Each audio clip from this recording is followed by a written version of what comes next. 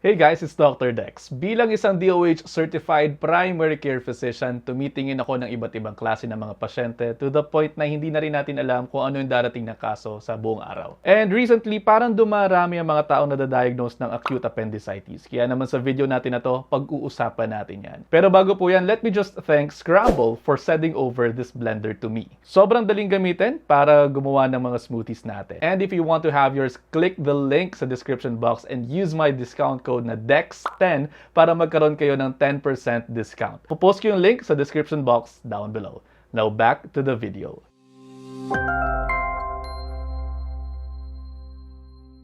Ayun, appendicitis. Pag-usapan natin to kasi medyo dumarami na rin yung mga nadadiagnose nito recently mula nang maging DOH certified primary care physician ako. Hindi ko alam kung toxic lang ba talaga akong mag-duty. Explain lang natin yung salitang appendicitis para mabilis. Kapag ka nakarinig po kayo ng itis sa bandang huli, usually ibig sabihin yan ay mayroong pamamaga na nangyayari. Tapos yung salita bago yon, usually yun ang pino-point out na namamaga. So parang sa salitang to, appendicitis, so pamamaga ng appendix. So bakit nga po ba nangyayari ito? Nangyayari ito dahil nagkakaroon ng infeksyon yung appendix kasi maaaring mayroong dumi na na-impact dyan o yung tinatawag natin ng mga fecalith. Tapos naghahakot ng bakterya, nagkakaroon ng infeksyon at ayun, namamaga. Tiyan, appendicitis. So ano nararamdaman ng pasyente? Ang usual na complaint ng mga pasyente ay ang pananakit ng right lower quadrant ng kanilang mga tiyan. Pero alam nyo ba na mayroon ding mga sintomas na maaaring bantayan bukod sa pananakit ng right lower quadrant? Ito po yung mga maaaring i-watch out ninyo sa inyong mga bahay. Una, maaaring simpleng pananakit lang yan ng tiyan sa paligid ng pusod. Tapos mawawala yung sakit and then biglang mananakit ulit pero nasa right lower quadrant na. Ang tawag po dyan ay migration of pain papunta sa right lower quadrant. So, bakit nangyayari na lumilipat yung pain sa right lower quadrant? Dahil ito sa pinaka-lining o yung tinatawag na peritoneum na kapag sobra na yung pamamaga ng appendix, nagiging localized na lang o nakafocus na lang sa iisang lugar yung sakit dahil sa naiiritang bahagi noong lining nito ng abdomen. Maaari ding makaramdam ang pasyente ng pagsusuka, pagkawala ng ganang kumain, sinat o kaya lagnat. Isang test na po pwede nyo gawin sa bahay ay ang pahigain na pasyente tapos takloban niya yung sarili niyang bibig tapos subukang umupo. Kapag mayroong mararamdamang sakit sa right lower quadrant, maaaring mayroon tayong problema sa appendix. So kinakailangan, punta na po kayo sa inyong clinic o sa mga doktor ninyo. Ang inyo naman po mga doktor ay magsasagawa ng isang thorough and focused history and physical examination. Maaaring eksaminin ng inyong doktor ang inyong mga tiyan at kapag naglagay ng konting pressure sa right lower quadrant, maaaring makaramdam ng pananakit sa pagpindot nito at kapag ni-release yung pressure. Ang tawag po dyan ay direct and rebound tenderness. Pwede rin po mag-request ang inyong mga doktor ng blood tests para malaman kung kamusta yung infeksyon.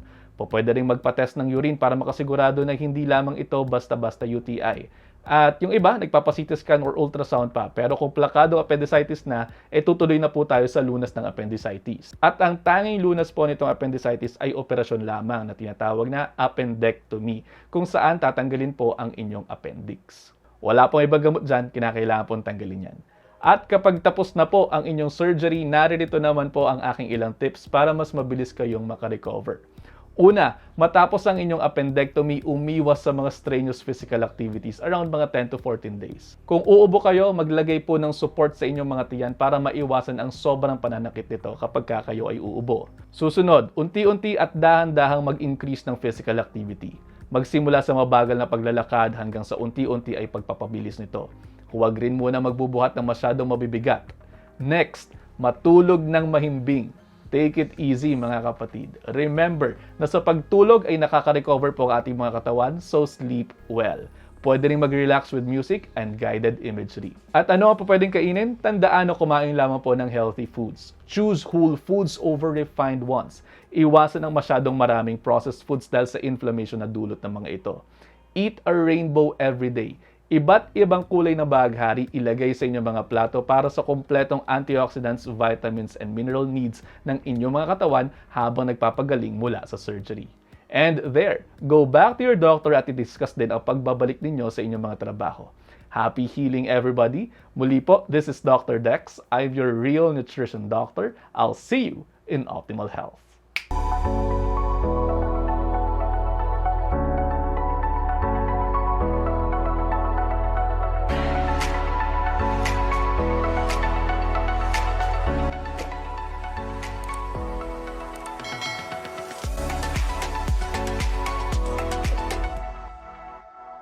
I'm your real nutrition doctor. I'll see you in optimal health.